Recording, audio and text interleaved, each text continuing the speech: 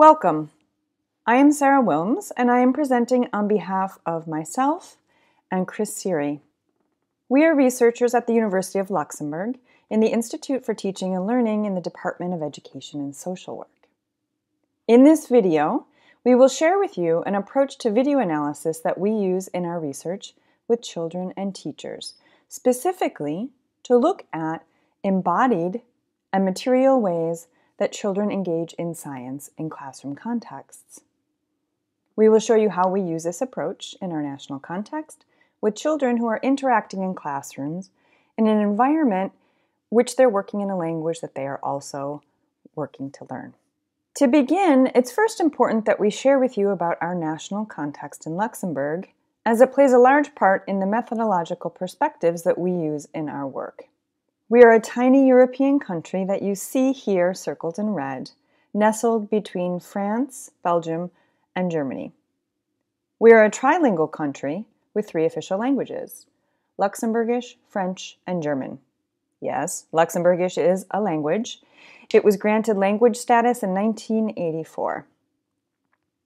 We have a high percentage of our population that are not Luxembourg citizens, meaning they hold citizenship from another country in the European Union or from a different country worldwide. We also have a high level of migration, mainly for economic reasons, and these factors taken together create a very, very dynamic and interesting linguistic landscape. You may be wondering, how does this diversity play out in our schools? Luxembourg has a trilingual school system. This means our national curriculum details that children will learn Luxembourgish, French, and German. There is a difference between early childhood in the younger years and in the first years of primary, in that in the early childhood first classrooms, so the first optional year of 3, and the first 2 mandatory years at 4 and 5 years of age approximately, students work with their teachers in Luxembourgish.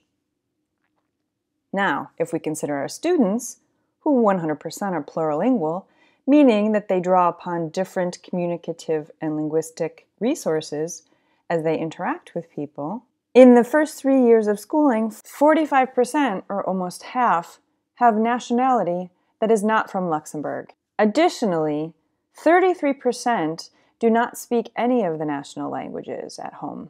Within all of this diversity, there is a tension, that being between our plurilingual students and the rich communicative resources they bring with them to classrooms and engage in interaction, and the national trilingual curriculum, as this curriculum tends to look at and view communication through separate national languages.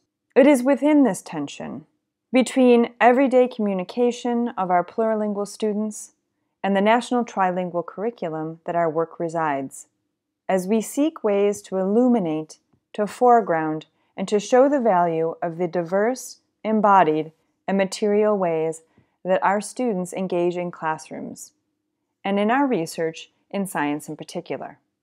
To further situate our research, it is important to share with you how we view science and science education with the research lenses that we employ. We use sociocultural lenses to explore classrooms and teaching and learning. This means, through the perspectives we use, we view science as a process that unfolds in and through interaction. It is a complex, embodied process, meaning not simply a cognitive event taking place in someone's mind. Our work is grounded in these sociocultural perspectives, and we seek to support and work with teachers to create spaces for young children's open engagement in science.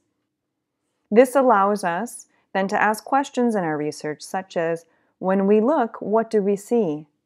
When we listen, what do we hear? And now we share with you the methodological approach and the methods that we use in our research with children. We employ multimodal interaction analysis. We specifically use a dialogic perspective that is inspired by the work of Bakhtin, of Norris, and of Shields, and additionally informed by the work of Kress.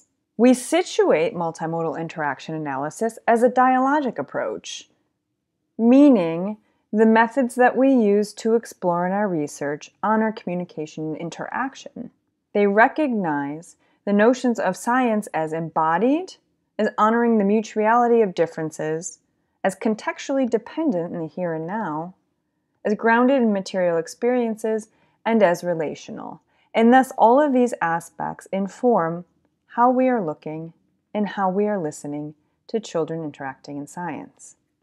And so, how do we take multimodal interaction analysis as a methodology and employ that as a method in our research? There are 4 steps that we undertake in our analytical approach. The first step is rich description of context. This involves the researcher document through field notes as much as possible in the moment and immediately following co-participation in the classroom. This is also an important notion for us in that we're working with teachers, not researching on students and on teachers, but together with. Second, we view video with the sound off.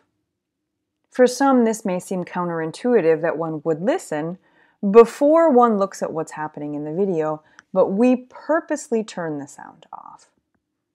This allows us to look and to see what is happening over time in these spaces. This leads us to the third step, which is selection of an analytic focus. This may be one student or a series of students or interactions with the teacher. Fourth step, we layer on the verbal communication last. To illustrate, what you see here is a multimodal transcript that was produced through this analytical approach. In the blue box, you will notice that embodied engagement sets up how we and structure the transcripts. And this allows us to frame what we are seeing through embodied engagement. This is a bit different than some transcripts you may have seen in which the verbal, or what is spoken or uttered, comes first. Specifically, because of our plurilingual students, we have come to this approach so that we can look at the complex, rich, interesting ways that students are engaging while we may not be hearing as much. And this allows us really rich perspectives on what's happening in the classroom context. So what does this method look like in practice, and where does it lead us with our analysis? Well, now we'd like to share with you from a larger project, the SciTeach Center project that's ongoing, in which we work with teachers to support the teaching of science. And by this we mean, again, that we co-teach, we co-develop, and we are always remaining very close to the needs of teachers in our context to work with them to support science instruction. We're going to take you now to one specific classroom from this project to share with you what using this methodological approach looks like in action and where it leads us with our understanding. And so this class you see here in the picture on the right are a group of students in cycle 1 who are 4 to 6 years old in their first or second mandatory year of schooling, and they're working in Luxembourgish as the language of instruction with their teachers.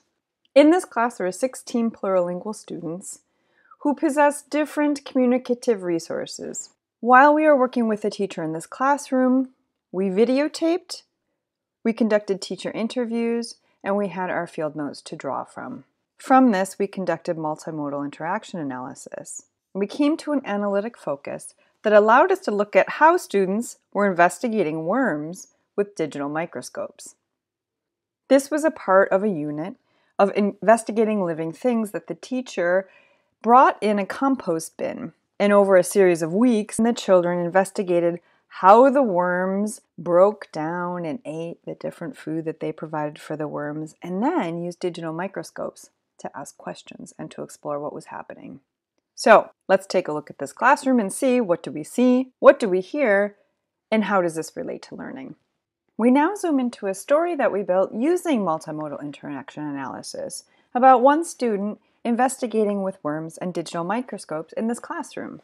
Here on the left, you see the teacher setting up the students to work in a space with a table central, and there's a container with dirt and worms for them to explore and ask questions and engage slightly independently while all seated at this table. And so now, let us share with you the story of Henry and the baby worm. Here in picture number 1, you see Henry investigating with a spoon and looking at the worms.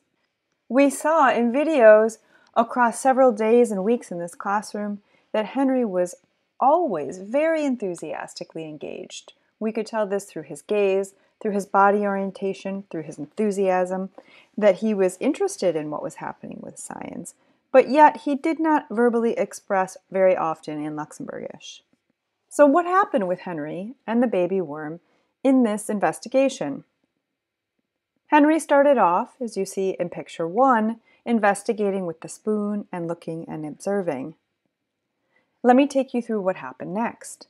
After a few minutes of looking, Henry enthusiastically jumps up, takes a spoon, and approaches the teacher.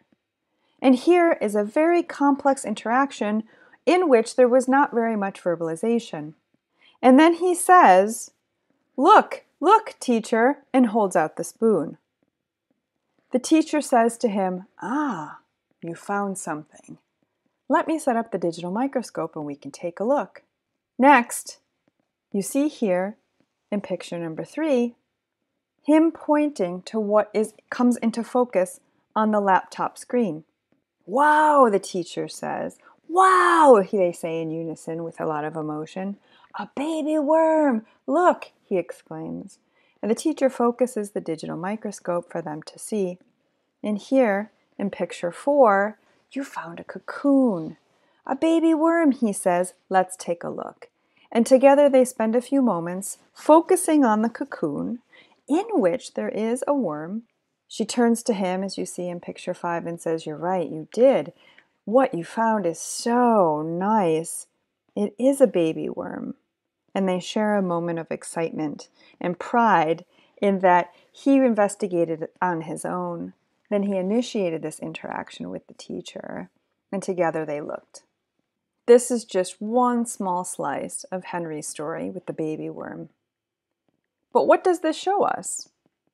Working with the material in embodied ways led to him initiating an interaction that then led to a verbalization. So what do we see?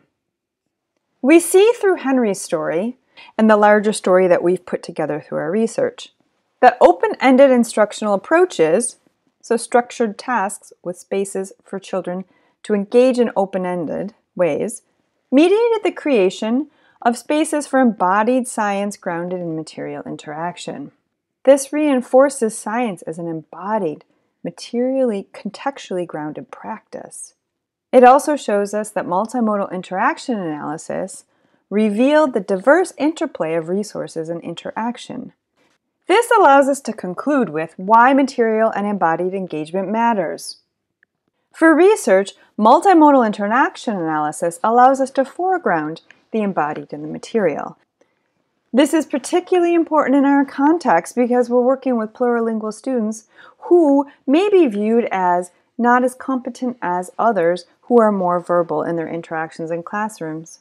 You can imagine that this has important implications for equity of looking at how all students are engaging in classrooms. Why does this matter for teaching? We are situating science exploration as interaction, and thus this implores us to consider the material and embodied in the design of environments and experiences for children in classrooms. To conclude, we urge all of us to create rich spaces to engage with children in diverse material and embodied ways. This helps us work towards equity, not only with children who are working in a language they are also working to learn, but with all children. On behalf of myself and on behalf of Chris, we thank you for your attention and for viewing this video. We are grateful and honored to be a part of the 2022 Early Childhood Voices Conference. If you have any questions or would like to discuss further, please send us an email.